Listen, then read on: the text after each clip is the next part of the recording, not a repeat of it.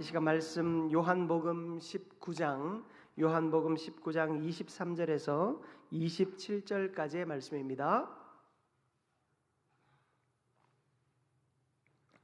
요한복음 19장 23절에서 27절까지의 말씀.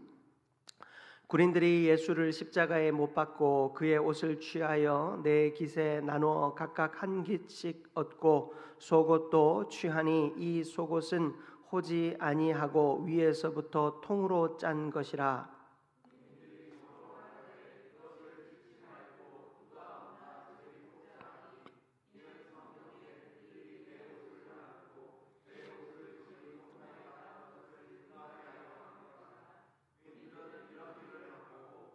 예수의 십자가 곁에는 그 어머니와 이모와 글로바의 아내 마리아와 막달라 마리아가 섰는지라.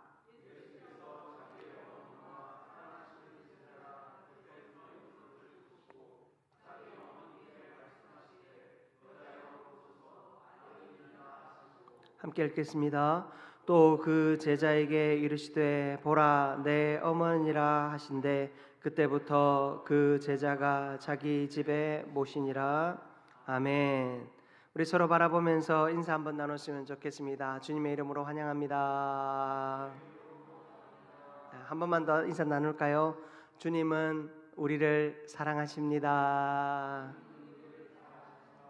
아멘. 오늘 요한복음 19장 23절에서 27절까지의 말씀을 통해서 십자가 위에서도 멈추지 않는 사랑이라는 제목으로 말씀 전할 때 은혜 받는 우리 모두가 되시기를 바랍니다. 참 감동적인 이야기를 떠올리면 제일 먼저 생각나는 작품이 하나 있습니다. 오헨리의 단편인 마지막 입세. 아마 초등학교 때나 한번 교과서에서라도 분명 들어보았을 이야기이지요. 20세기 초 뉴욕 그리니치 빌리지의 한 예술가 동네를 배경으로 하는 이야기입니다. 여기에 존 씨라고 하는 젊은 여류 화가가 폐렴에 걸려서 절망하고 있습니다. 일생의 역작을 한번 남겨보지 못한 채 죽어가는 그 여인, 생을 마감하는 그 시점에 바람에 흔들리고 그 폭우에 지쳐가는 그 나뭇잎을 바라보면서 그 점점 그 나무가 앙상해져 갈 때 자신의 생명도 끝난다라고 생각했습니다. 그래서 저 마지막 잎새가 떨어지면 나도 죽을 것이다라고 생각했지요. 어느 날 폭우가 몰아치는 그때 마지막 잎새마저 떨어지려고 흔들리고 있었습니다. 하지만 다음 날 아침 이 존 씨가 창밖을 내다보았을 때 놀랍게도 마지막 잎새 하나가 거기에 매달려 있는 것을 발견합니다. 이 잎새를 보면서 존 씨라고 하는 여인은 나도 저 마지막 잎새처럼 살아야 되겠다. 끈질기게 살아야 되겠다라고 하는 생에 강한 의지를 갖게 됩니다. 그런데 며칠 후 이 존 씨는 그 친구 수라고 하는 사람에게 이야기를 하나 듣습니다. 같은 건물에 살고 있던 이 배어먼이라고 하는 늙은 화가가 며칠 전에 죽었다라는 겁니다. 알고 봤더니 이 배어먼이라고 하는 사람은 이 극 중에서 이제 화가로 평생을 살아오며 늙어졌지만 일생의 역작을 한번 남기지 못한 채 늙어온 겁니다. 그래서 내가 죽기 전에 최고의 작품을 그리리라라고 마음으로만 생각하고 늘 술을 마시는 사람이었습니다. 술에 취해서 아무것도 노력도 제대로 하지 않은 채 늙어가는 사람으로 그려지죠.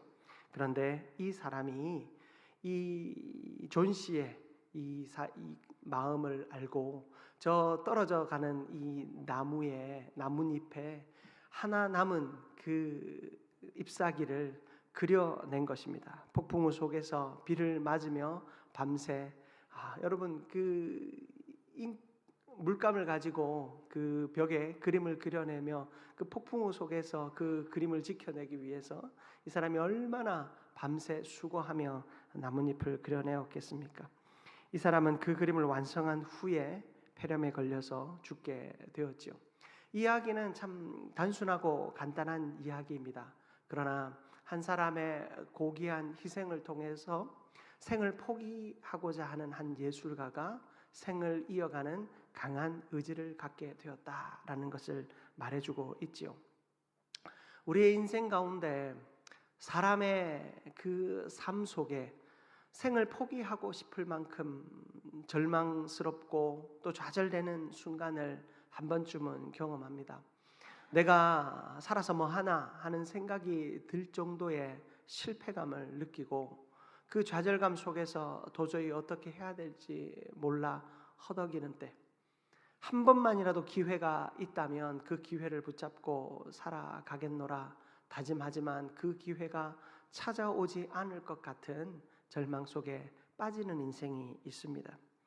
그런 인생에게라도 예수님은 십자가의 사랑으로 기회를 주셨습니다. 우리는 영원히 죽을 수밖에 없는 존재들이었죠.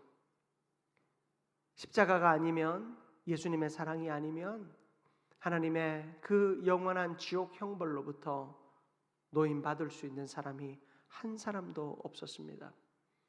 생의 소망, 그것이 무엇이냐 할 정도로 앞이 보이지 않는 캄캄함 속에서 하나님은 그 아들 예수 그리스도를 보내어 주셔서 우리에게 빛으로 비추어 주셨습니다. 그 빛은 우리의 죄를 물러가게 하셨고 우리에게 저 천국의 참된 소망을 주셨지요. 예수님의 그 희생은 세상 그 무엇보다도 존귀하며 세상의 무엇과도 바꿀 수 없는 사랑이었습니다. 그 놀라운 사랑이 우리에게 찾아온 것입니다.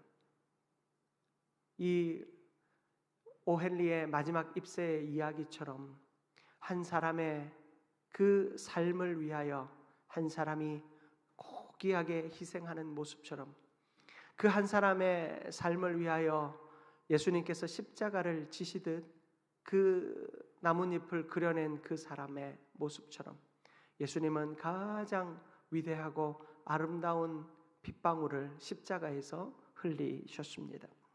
십자가는 고통과 수치의 자리였습니다. 어느 누구도 부인할 수 없죠.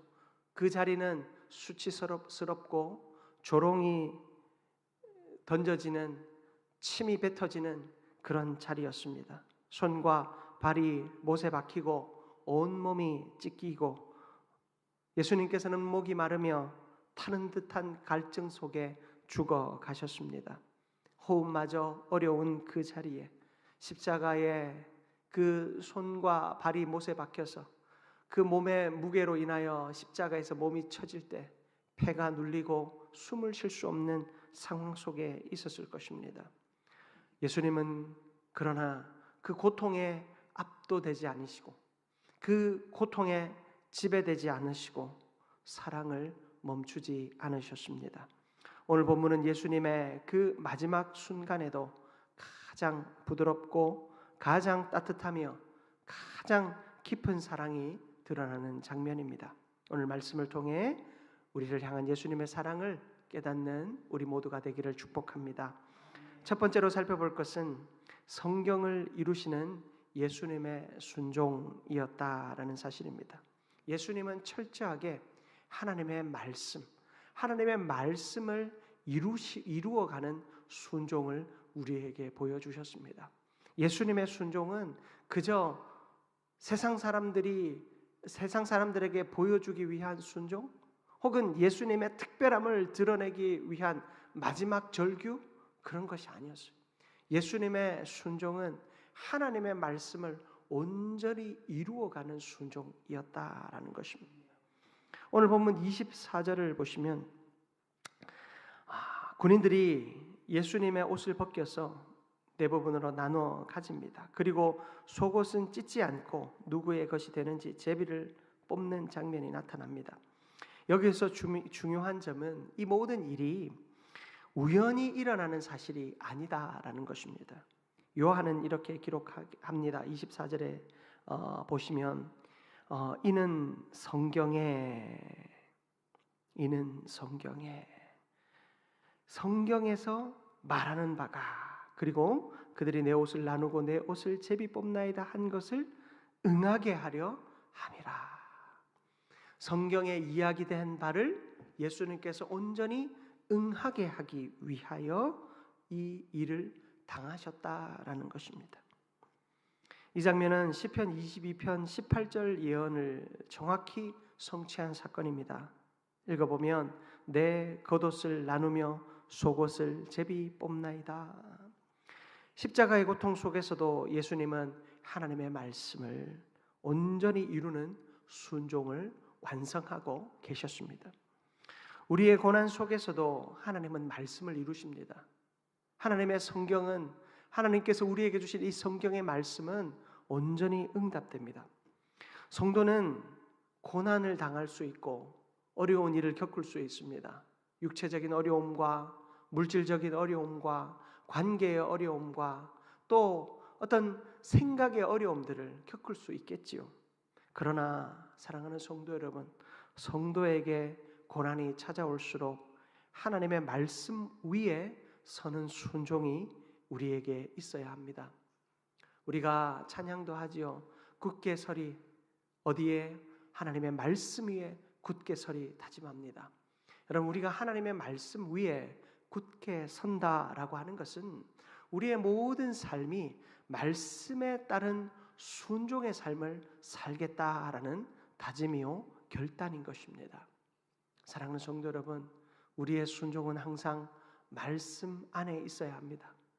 우리의 삶이 말씀 안에 있을 때 하나님은 우리의 고통까지도 그 말씀 속에서 하나님의 거룩한 응답을 주시는 기회로, 그 시간으로 우리에게 열어 보여 주십니다. 성도는 고난의 자리에서 말씀을 묵상하며 또한 그 말씀을 따라 살아가기를 구해야 하는 이유가 바로 여기에 있는 것입니다.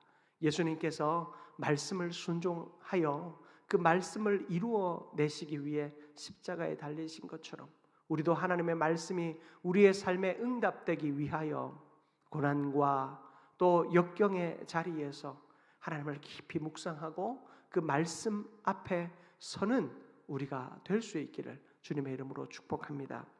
두 번째로, 십자가 위에서도 멈추지 않는 예수님의 사랑을 우리는 발견하게 됩니다. 십자가 곁에 몇 사람만 남았습니다. 많은 제자들이 다 도망갔습니다. 예수님의 어머니 마리아와 몇몇 여인들, 그리고 사랑하는 제자 요한만 그 자리에 남아 있습니다.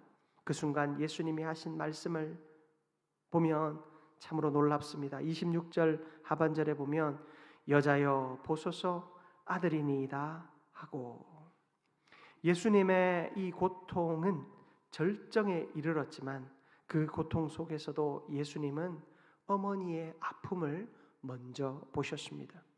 몸이 찢겨도 사랑은 찢기지 않습니다. 숨이 가빠도 사랑은 더 이상 흐트러지지 않습니다. 십자가가 무거워도 사랑은 결코 무너지지 않습니다. 예수님은 십자가 위에서도 그 어머니의 마음을 헤아리는 그 사랑을 보여주셨습니다. 사랑하는 성도 여러분, 우리의 삶의 자리에 누군가가 고통하고 있다면 이 예수님의 십자가 위에서의 흔들리지 않는 사랑을 기억할 수 있기를 축복합니다. 예수님도 그 십자가 위에서 흔들릴 수 있고 또 무너질 수 있고 모든 것을 포기할 수 있지만 포기하지 않고 그 사랑을 온전히 이루신 것처럼 우리도 그 사랑 온전히 이룰 수 있기를 축복합니다. 에베소서 5장 2절 말씀은 이렇게 고백합니다. 이 그리스도께서 너희를 사랑하신 것 같이 너희도 사랑 가운데 행하라. 그는 우리를 위하여 자기 자신을 버리사 향기로운 제물과 희생 제물로 하나님께 드리셨느니라.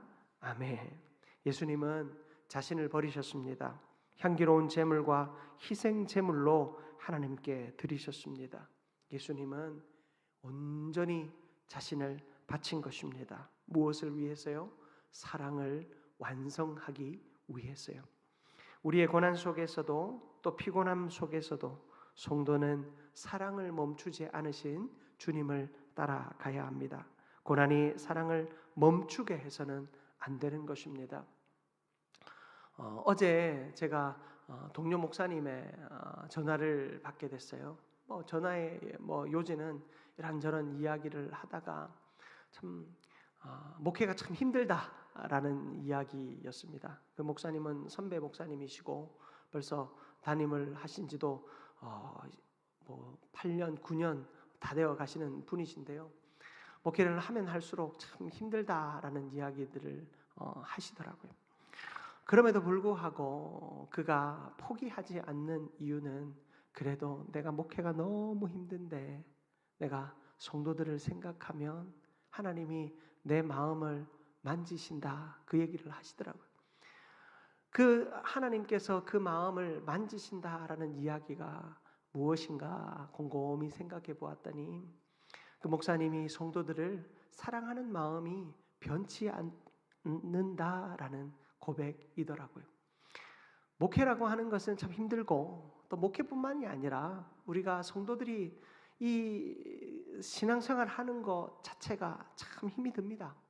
세상 속에서 어떻게 보면 세상 사람들이 감당하는 것에 이 신앙생활을 더 얹어 놓은 거잖아요.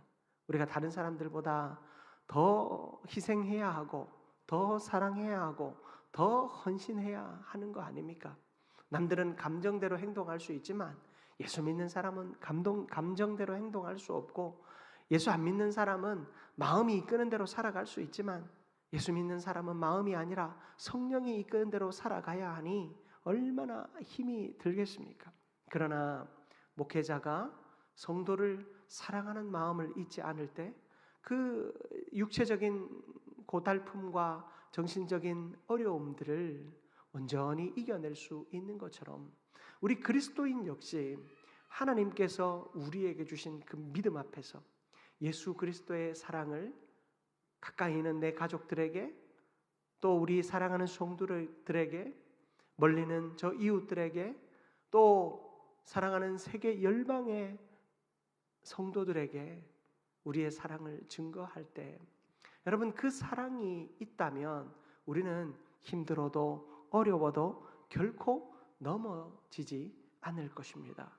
예수님께서 십자가를 지실 수 있었던 유일한 길은 사랑하는 것이었습니다. 내가 십자가를 짐으로 내가 십자가에서 고통당하고 내가 십자가에서 죽임 당함으로 저 사랑하는 사람들이 살아날 수 있다면, 저들이 회복될 수 있다면 기꺼이 내 삶을 내어주겠다. 여러분 이것이 바로 예수님을 십자가에 달릴 수 있게 하는 능력이 된 것입니다. 우리는 그러한 사랑을 닮아야 합니다. 예수님께서 여자여 보소서 아들이니이다.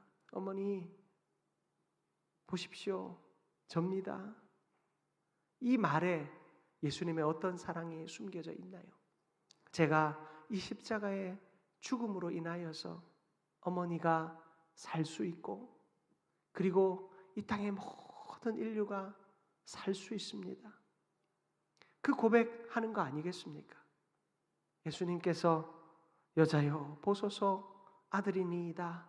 이 말은 참으로 슬픈 고백이요 눈물의 고백이지만 예수님께서 그 어머니를 사랑하여 그리고 이 땅의 모든 인류를 사랑하여 던진 예수님의 마지막 한마디인 것입니다. 오늘도 예수 그리스도의 사랑을 우리의 삶으로 실천하며 그 사랑이 우리를 이기게 하고 승리하게 하는 삶을 살아가는 우리 모두가 되기를 주님의 이름으로 축복합니다. 마지막으로 새로운 가족 공동체를 예수님은 세우고 계십니다. 여러분 27절을 보면 또 그 제자에게 이르시되 보라 내 어머니라 하신대 그때부터 그 제자가 자기 집에 모시니라.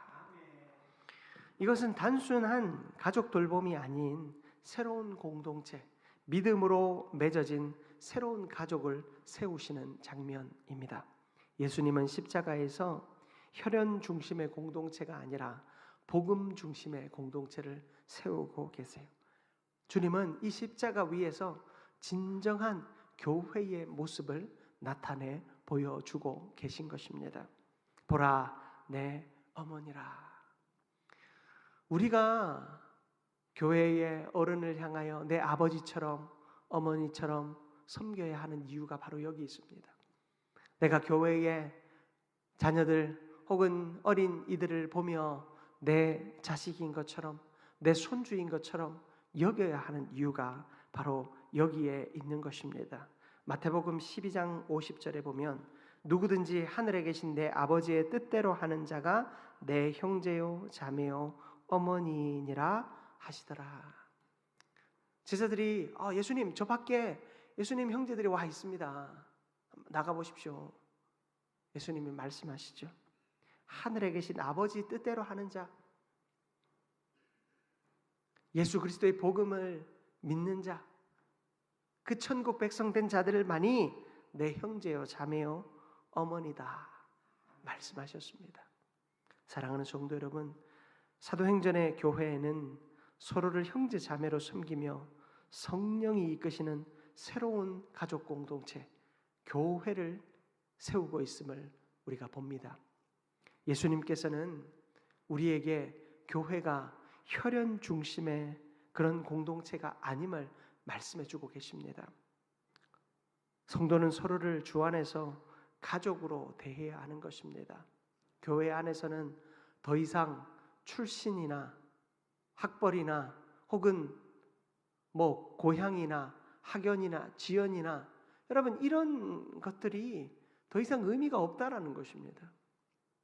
한국 교회의 최초의 장로가 누구입니까? 주인을 이긴 노비 아닙니까? 이겼다고 표현하니까 좀 웃기네요. 여러분, 하나님은 우리 공동체 가운데 모든 인간의 질서를 뛰어넘게 하십니다.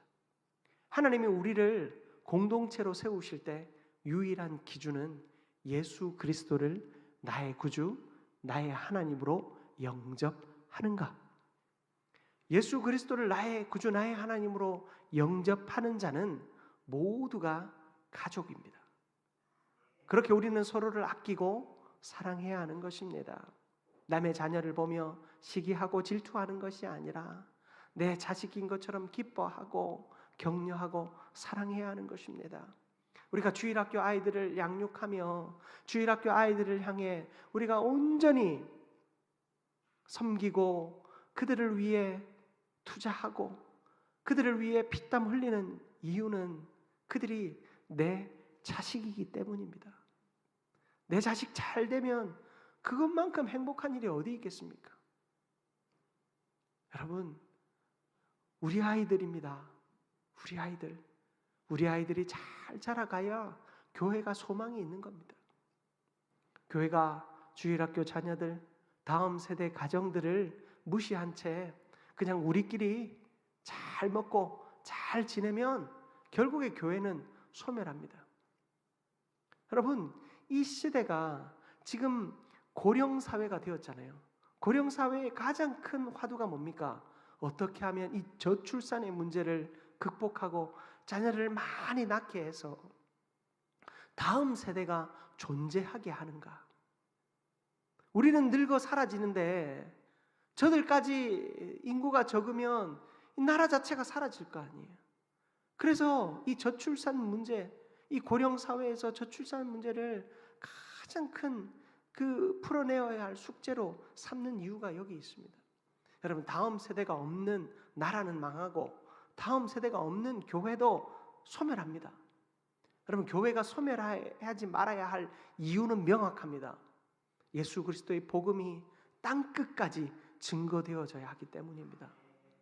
그러므로 우리는 소멸되는 교회가 되지 말고 날마다 부흥하고 성장하는 교회가 되어야 하는 것입니다.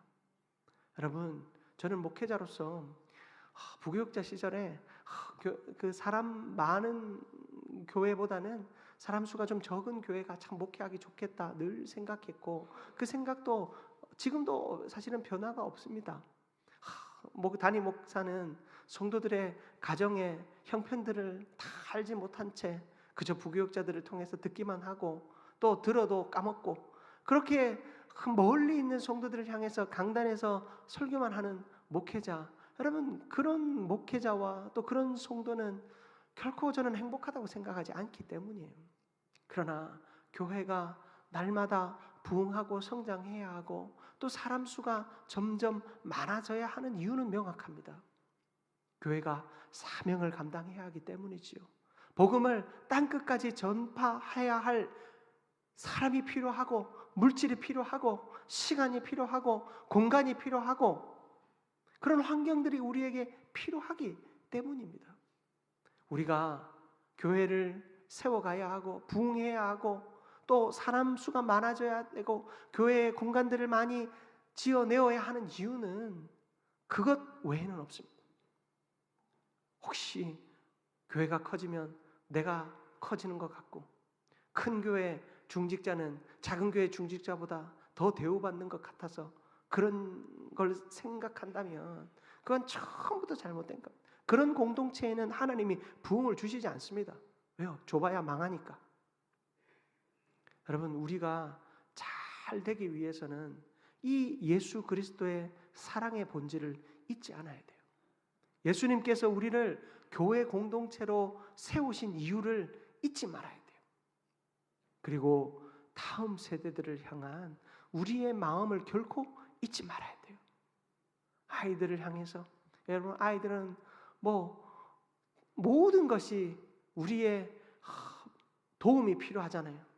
그들을 한 사람 복음에 서게 하기 위해서, 그들을 하루 주일 예배 나오게 하기 위해서 우리는 너무나도 많은 에너지를 소비합니다. 힘들고 지칩니다. 선생님들 얼마나 힘드신지 몰라요. 주일학교 사역자들과 또 부장님들 얼마나 힘든지 몰라요. 여러분, 격려하셔야 돼요. 격려하고 그들이 얼마나 수고하는지, 또 그리고 그들을 향해서 물질적으로 또 우리의 기도로 잘 도와야 돼요. 아이들에게 돈이 많이 들어간다고 여러분 우리가 고민하기보다 그 아이들을 어떻게 하면 주의 영광의 자리로, 주의 생명의 자리로 나오게 할까? 그들이 하나님을 떠나지 않고 온전히 이 한민 공동체에 뿌리 내리고 성장해가며 저들이 또 자녀를 낳고 그렇게 교회가 하나님의 영광의 사명을 이어갈 것인가? 여러분, 우리가 그 고민 계속 해야 되는 거예요. 예수님께서 이러한 가족의 공동체를 우리 가운데 세우셨습니다. 내 자녀로 또 내 부모로 여기며 잘 섬기는 우리 한민교회 되시기를 축복합니다. 그렇게 할 때 우리 안에 참 소망이 있고 비전이 있고 기쁨이 있고 행복이 있습니다. 말씀을 마무리하기 원합니다. 십자가는 단순한 고통의 자리가 아니었습니다. 예수님의 완전한 순종의 자리였고 흘러넘치는 사랑의 자리였습니다. 새로운 공동체가 시작되는 자리였습니다. 모든 것이 십자가 위에서 이루어졌습니다. 십자가는 고통입니다. 아픔입니다. 그러나 하나님은 그 고통의 자리에서 생명이 태어나게 하셨고 그 아픔의 자리에서 하나님의 아름다운 교회 공동체가 세워지게 하셨습니다. 예수님의 죽음 앞에서도 이 사랑 멈추지 않는 우리가 되기를 축복합니다. 그러므로 우리도 고난 앞에서 순종하며 어려움 속에서도 사랑하며 교회 안에서 서로를 품는 가족 공동체 되기를 축복합니다. 그렇게 예수님의 십자가 사랑이 결코 헛되지 않는 우리의 큰 능력과 또 기쁨의 십자가 될 수 있기를 주님의 이름으로 축복합니다.